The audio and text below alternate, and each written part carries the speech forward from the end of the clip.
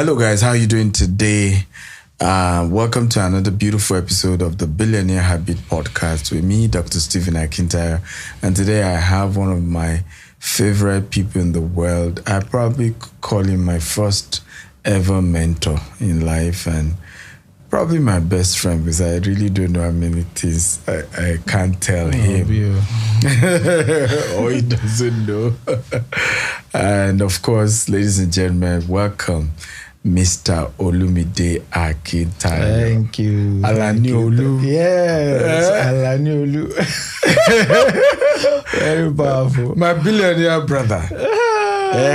Farmer, you know. And I want to mention one of those experiences where my respect for it really rose, and it became why in family meetings I'm like very much in support of your decisions. When my mother died, the gratuity that was given, and we've run a culture in my family where the older gets higher. So everyone would ration food, right? So he gets more, followed by the next. I'm number 3. And then Daddy gets the biggest. Followed by mommy, then me. So it's been the culture. And then here my mother died, and retirement, or is it gratuity, you call it.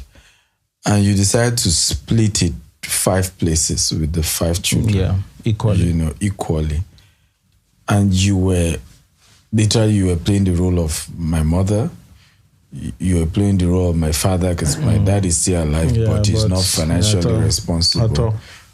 So you were playing that role. You literally had what it takes to have said, you know what, I will take 50%. I'll share the remaining. I'm paying the bills. Yes, I'll share the remaining 50% with you guys. Why did you do that? Because for me, that was one of the, and I'm putting this out there because there are families, there are leaders who happen to be firstborn and who need to know that, because we'll get into that, because I lost my own version of that money first. And I did before the rest of you, and course. You were really mad at me until when you lost your own too, before you realized that welcome to the club. But why did you do that? Okay, because so I'll answer it in 2 ways. Number one, I think over the years I have gotten to discover one of the things I call my superpower. Okay. Yeah. It's my ability to be very, very, I think I have a very strong financial integrity. You do?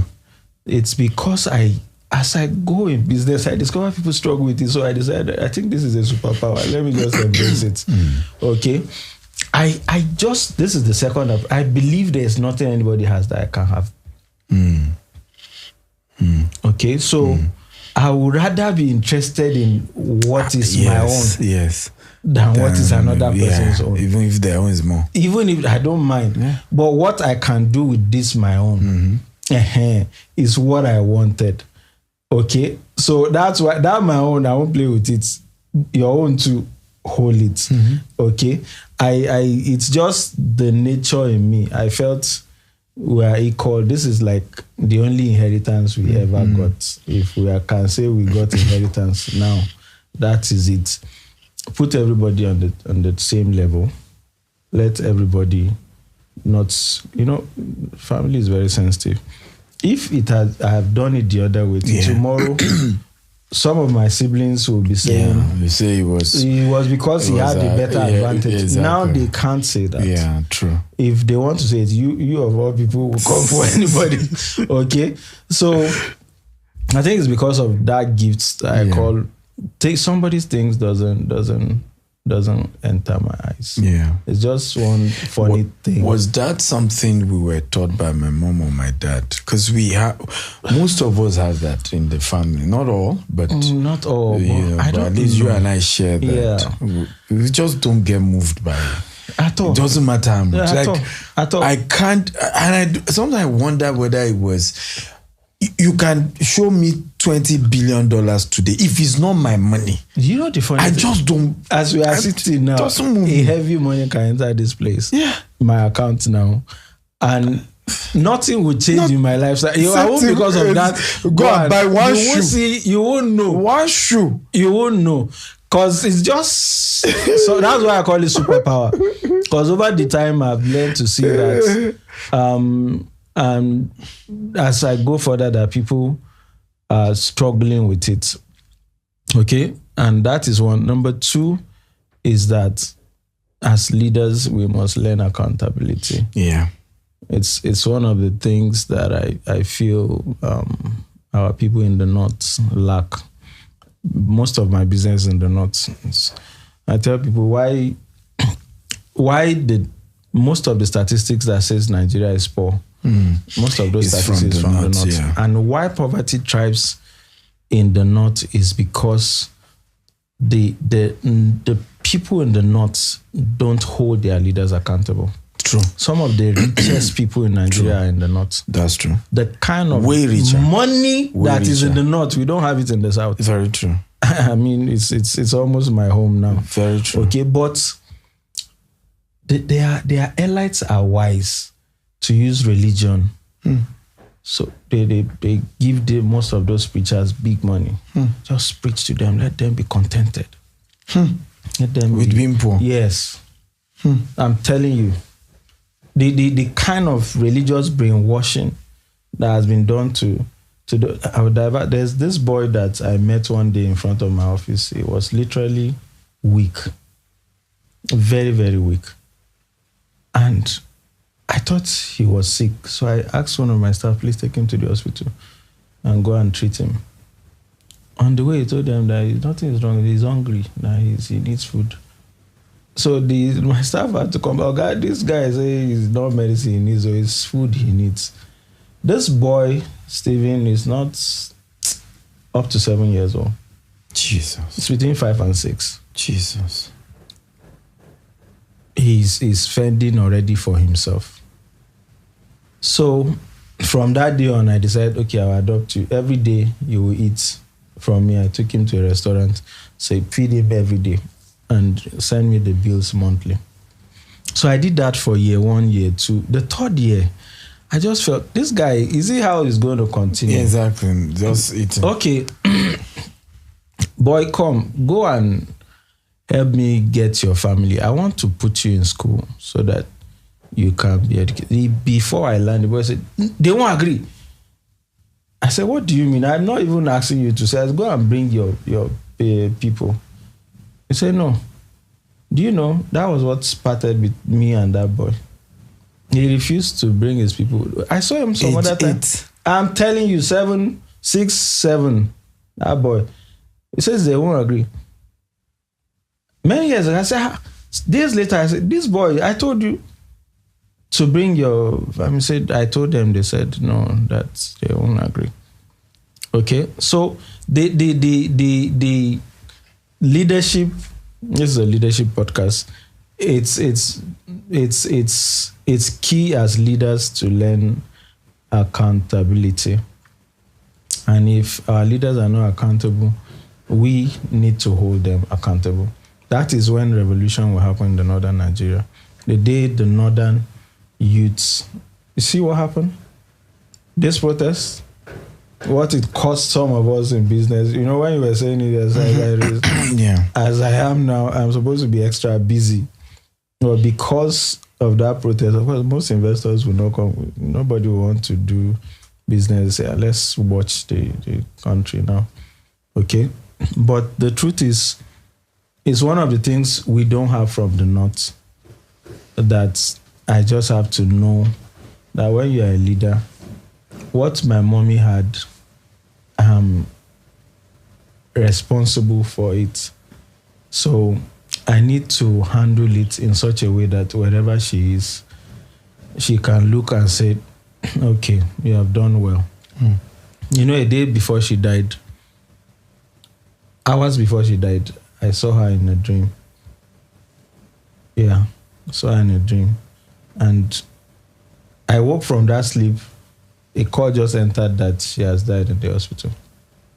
So what happened in the sleep? She was strictly telling me to, I wrote it down somewhere, that she was literally handing over to me in that dream. Say, handle this thing with care. Handle it with care. And you know, she was shouting, handle this like Stephen, please take care of this thing very well. You know, like you are fighting me. It was more like a fighting I'm tone. hearing this part for the first time. I've never shared it.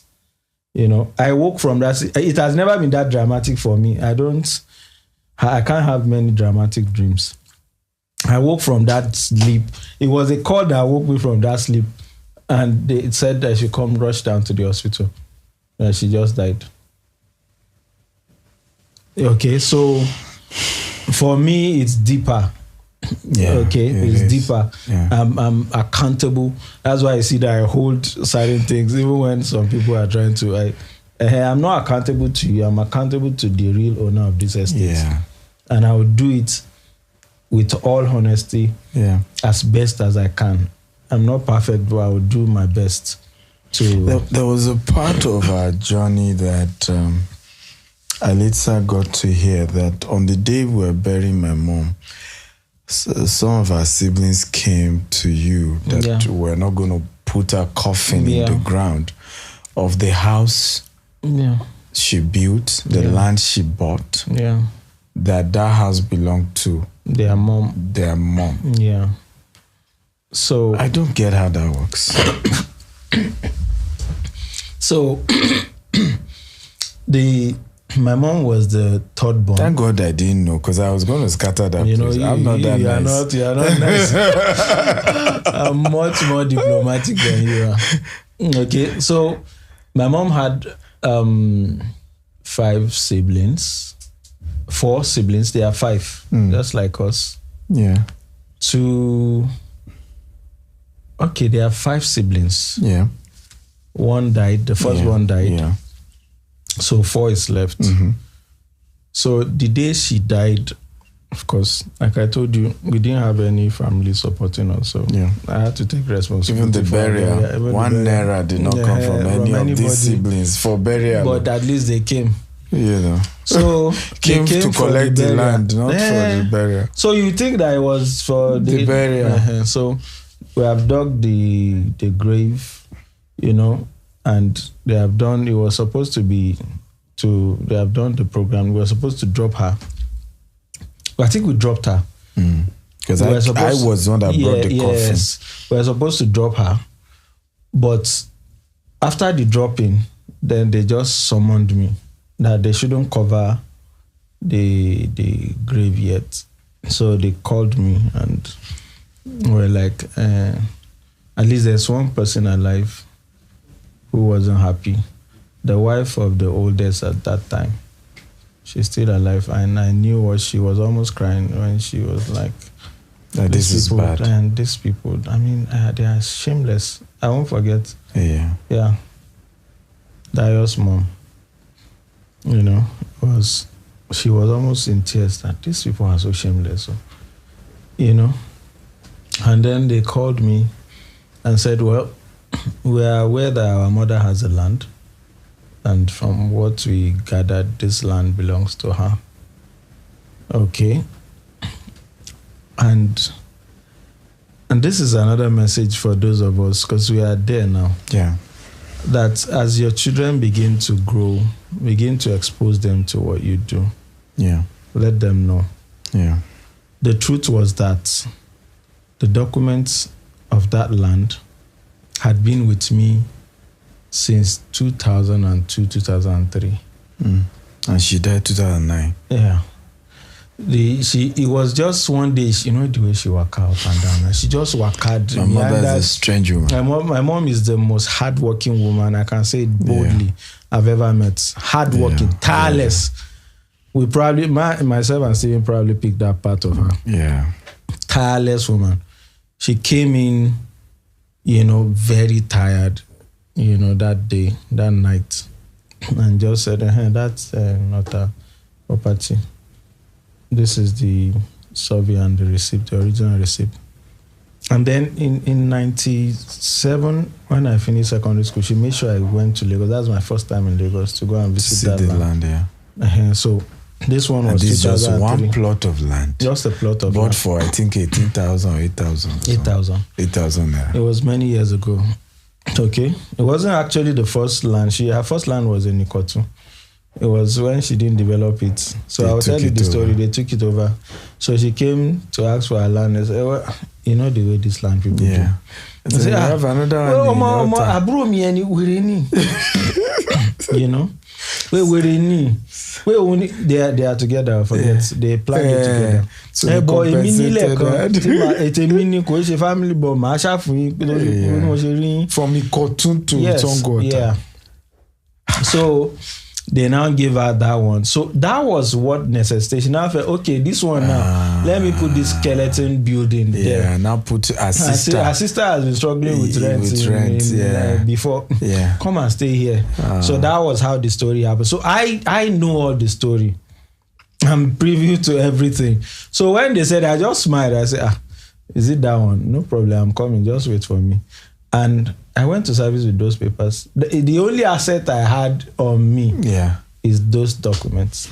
I always move around with it everywhere. I went to NYC with it, and I came to Lagos. I came with it. It's always at a hidden place in my bag. Under. I always hide it somewhere. I just went. I opened my bag, brought it. What name is this? Oh, okay. Say, but they said our mother has a land. I said, don't problem. There's this land my mommy bought. I had to clear them because I'm also aware of that in Ogbomoso, because I schooled in Ogbomoso. She said, okay, she wants to build this half plot. She wants to build a house for her mom. Her mom was alive then. Yeah. So that the woman will come and retire there because she was staying in this sort of land with her sister. Yes. So, okay, she will build this one. But she was not able to build it till she died. I know who was in care of that land, even though that document was not with me. She kept it with the guy that was in care of the land. So I just no problem. Did the document have her name or her mother's name? I never get to see the document, so I can't say. Okay. But what I got to know was that when I later got to know that one later, that when they left my place, all of them went straight to Ogbomoso to go for that land. To go and collect it. And that they borrow money from the guy to change the name on the document to another name. So that eventually told me it wasn't their hair. But, you know, it was just the only way I could so something to appease them. You have to give that another. Yeah, something that I know was okay. This was half plots. I just had to negotiate that part and say, okay, you people take this one. This one is more important for me than that one. It's not even. Could you believe that people can be and that's why for me I gave you kudos for being able to share our mother's inheritance equally among 5 siblings, because if we see what our own siblings did to us and did to her in her death. I'm telling you, in her death. In her death. We have to give you kudos. In her death. Nobody, even after she died, nobody. That's why I could say that, and nobody can stand up today or tomorrow and say, if not for me, for these children. Nobody.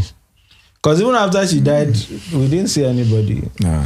So, now people, I get feedback, comments on social media from some of those siblings how I'm being accused of not taking care of the people who literally. I don't understand. See, there's nobody. And I'm like, I don't know you. There's nobody I don't do for. I don't know. You are the first son. And I'm just saying. And thank God you're also very successful. Nobody can hold you. They should leave me out. Nobody can hold you. They should leave me the family. out. Somebody's doing it on behalf of the family. That's what is important. So you can't say that this family is not doing for you. You can't say. You might say Stephen, but Stephen is not even available. How many times are you in Nigeria? I don't know. The me that is always around, there's no time. I don't do. I do from time to time. So. And it's not a function of whether you aimed it or not. Yeah. But it's the right thing to do. So we are doing it. It's what mommy will have done when she's alive. She was Kudos to serving you. all of them when she was kudos alive. to you. You understand? You know. So, and even in her death, we are still servicing those cross that she was carrying. That's the truth. My argument is I'm busy with my immediate. Right? When I'm done with my immediate, I will pray and consider the extended. You can't. You go satisfy ahead and anybody. be doing the extended. You can't even on satisfy our everybody, behalf. my brother. Even if you are doing, Yeah, it will still not be enough. true. I think the Very law is that just do your best. Because, Very true. like Reverend Sam said, you are not El Shaddai. Ah. You can't meet everybody's need. What is important is that, I think I learned that from Winners Church. Winners will tell you, no matter how much, just give the person and pray for the person. Yeah. This will be the last time. Last time. You will be begging for money. Yes. Yes. You know, So, they will this pray for money will multiply in your hand. in your hands. In the name of Jesus. So I we do will that give- a lot. we will give you can say it's not enough. Yeah. And sometimes, depending on how I feel, your request is annoying. I'm good at giving some money that will caution you to think twice before you come again. I'm telling you, I'm very good at that. You can ask, and I just feel, because people ask me for some ridiculous things. Sure. I've had people, family, his wife got to have a baby and is in the hospital, just delivered. And you came to meet me that, my wife just put to bed. I said, congratulations. So give me money to go and release her in the hospital. I said, am I the one that helped you impregnate your wife? You know, in our family, we could be blunt. Yes. You know, I said, okay, wait. How much do you have from the money? That time, it was just 10,000. How much do you have from this 10,000? He said, nothing. So that was when I said, am I the one that impregnated? And you your had wife? 9 months notice. 9 months notice. 9 months notice. I months said, notice. pregnancy is not what happens overnight. You had 9 months notice. There are certain things you can't ask me. I'll just look at it. If I give you something, you will know. I just want to dismiss you, because you had 9 months notice. House rent is 12 months notice. You understand? I just told him, I said, I'm sorry, but I handled him. He never did it again. I handled him well. Okay, so we are doing for them. They might feel it's not enough. Fine. The truth is, one of the things I know about people who always feel you didn't do enough is when the tables do turn around, they won't do half as much as what you are doing for them. Very true. I'm telling you. Absolutely true. They won't.